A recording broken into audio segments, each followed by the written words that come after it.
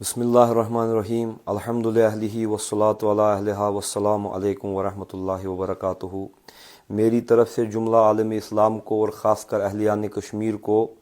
اور خانقاہ حیدری سے وابستہ جملہ محبین کو فردن فردن میری طرف سے عید مبارک۔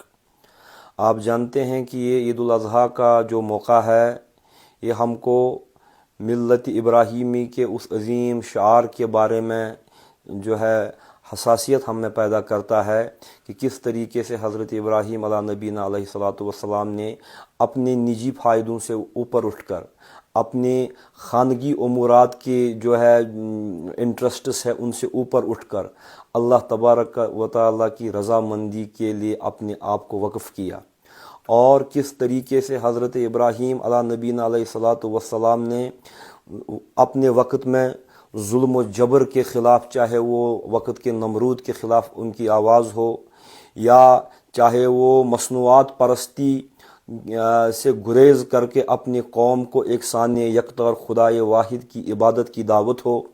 یا اسی طریقے سے ان کے زمانے کے سماجی یا ان کے زمانے کے فکری اور اعتقادی جو بگاڑ تھے ان کے خلاف حضرت ابراہیم علیہ الصلاۃ والسلام کی آواز ہو۔ یہ عید الاضحیٰ کا موقع ہم کو یہی سکھاتا ہے، ہمیں بھی مردانہ وار حق کے لیے ہمیشہ ملت ابراہیمی کا ایک فرزند ہونے کے اعتبار سے، ملت ابراہیمی کی ایک دختر ہونے کے اعتبار سے ہمیں بھی ہمیشہ جو ہے حق کا ساتھ دینا چاہیے، اور ظالم کے خلاف اور ظلم کے خلاف ہمیشہ اپنی آواز بلند کرنی چاہیے، اور ہمیشہ جو ہے مظلوم کا ساتھ دینا چاہیے، اور ظالم سے ہمیشہ نفرین کا اظہار کرنا چاہیے۔ آپ دیکھتے ہیں کہ کس طریقے سے عالمی منظرنامے میں اسی سال کچھ مہینے پہلے جو طاقتور اور اپنے طاقت اور ٹیکنالوجی کے نشے میں جو اقوام ہے، کس طریقے سے ان مغربی اقوام نے جو ہے ہمارے عالمی اسلام پر جو ہے ایک ایسی یلغار کی، اور کس طریقے سے ہمارے بچوں کو، ہمارے جوانوں کو، ہماری بیٹیوں کو بموں سے، اور کس طریقے سے اپنے طاقت کے نشے میں مست ہو کر کے جو ہے مسلمانوں کو تہ تیگ کیا، تو یا کس طریقے سے ایران میں، کس طریقے سے فلسطین میں، اور کس طریقے سے دنیا کے بہت سارے مقامات میں مسلمان نہ ہوتے ہوئے بھی بہت سارے مستضعفین ہیں۔ اہل اسلام کے علاوہ بھی بہت سارے مستضعفین ہیں، کمزور ہیں، زیر دست ہیں۔ تو ہمیں چاہیے کہ ان حالیہ جو ہے عالمی اسلام میں دلسوز واقعات کو مد نظر رکھتے ہوئے ہم یہ عید الاضحیٰ جو ہے نہایت ہی سادگی کے ساتھ منائیں، اور ایسا کوئی اندیا نہ دے جس سے ہم یہ ثابت کریں کہ ہمیں عالم اسلام کے عمومی اور مجموعی درد و کرب کی کوئی فکر نہیں ہے۔ اور اسی طریقے سے آپ جانتے ہیں کہ کس طریقے سے حال ہی میں کچھ دنوں پہلے گلوان پورہ بڑگام میں ہماری ہی کشمیری ملت کی، کشمیری قوم کی اور اسی ملت ابراہیمی کی ایک چھوٹی بیٹی، 12 سال کی بچی، کس طریقے سے ایک درندہ صفت انسان نے اس کی عصمت کو تار تار کیا اور اس کو بہیمانہ طریقے سے قتل کیا۔ تو یہ ہم سب کشمیریوں کے لیے اپنا سر جو ہے شرم سے جھکانے کا موقع ہے، کیونکہ ہم سب کے گھروں میں بچیاں ہیں، ہم سب کے گھروں میں بہو بیٹیاں ہیں، ہم سب کے گھروں میں مائیں بہنیں ہیں، اور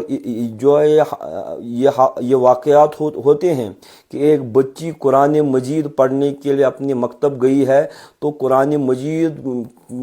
اپنے ساتھ لے کر کے مکتب جانا، اس میں بھی اب ہماری بچیاں جو ہے سیکیور اور سیف فیل نہیں کر رہی ہیں۔ اور کس سے سیکیور اور سیف فیل نہیں کر رہی ہیں؟ باہر کے لوگوں سے نہیں، بلکہ اپنے مسلمانوں سے، اپنے اہلیان کشمیر سے وہ سیف فیل نہیں کر رہی ہیں۔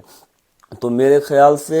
یہ عید الاضحیٰ جو ہے ہمیں ان واقعات کو دیکھ کر جو ہے بہت نہایت ہی سادگی سے منانی چاہیے، کیونکہ یہ بے راہ روی ہے، یہ ایک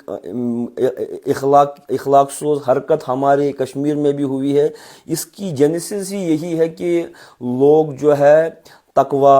پرہیزگاری کے تصورات سے دور ہو گئے ہیں، اور عید آ رہی ہے، آپ دیکھیں گے، اور خدا ہمیں یہ نہ دکھائے لیکن آپ دیکھیں گے کہ کس طریقے سے سڑکوں پر ہمارے نوجوان جو ہے دینی قدروں کو مسل کر کے جو ہے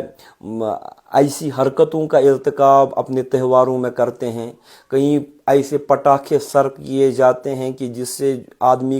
کمزور آدمی کا دل دہل جاتا ہے. اور میں پٹاخے کس وجہ سے سر کریں؟ کیا اس وجہ سے سر کریں کہ عالم اسلام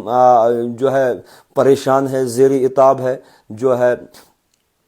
یا اس واسطے سے سر کرے کہ ہمارے کشمیر میں گلوان پورہ جیسے واقعات رونما ہوتے ہیں؟ تو ہمیں چاہیے کہ ان سب چیزوں کو دیکھ کر جو ہے عید نہایت سادگی کے ساتھ منائیں، اور اپنے نوجوانوں کو، اپنی بچیوں کو، بیٹوں کو جو اخلاقی تعلیم سے معمور کریں. کل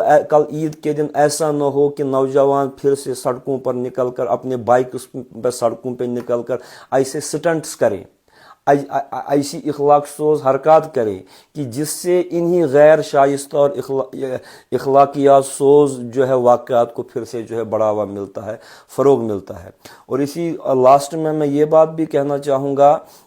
کہ ہم سب لوگ جو ہے قربانی کرتے ہیں، الحمدللہ اللہ کی رضا کے لیے کرتے ہیں، لیکن جو پھر قربانی کے یہ جانور ہوتے ہیں، ان کی جو کھالیں ہوتی ہیں، ان کی جو آنتیں ہوتی ہے، ان کی جو ہڈیاں ہوتی ہے، ہم لوگ جو قربانی تو خدا کے لیے کرتے ہیں، لیکن پھر ان جانوروں کی ان بقایا چیزوں کو سڑکوں پر چھوڑ دیتے ہیں، اور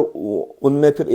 اس غلاظت میں پھر اتنی بدبو آتی ہے کہ لوگوں کا جو ہے سڑکوں پر چلنا دوبر ہو جاتا ہے. ہم اپنے ندی نالوں کو ان جانوروں کی آنتوں سے اتنا گندا کر دیتے ہیں کہ آب زلال کو گندا کر دیتے ہیں. تو میری یہ گزارش رہے کہ جب آپ قربانی کریں گے لیکن ساتھ ساتھ اپنے ماحولیات کو، اپنی دریاؤں کو، اپنے سڑکوں کو صاف رکھیں. اور میونسپل کمیٹیوں سے بھی میری یہ گزارش رہے گی کہ وہ اپنی ڈمپنگ گاڑیاں جو ہے مہیا رکھیں، تاکہ جو ہے قربانی کے بعد جو جانوروں کی یہ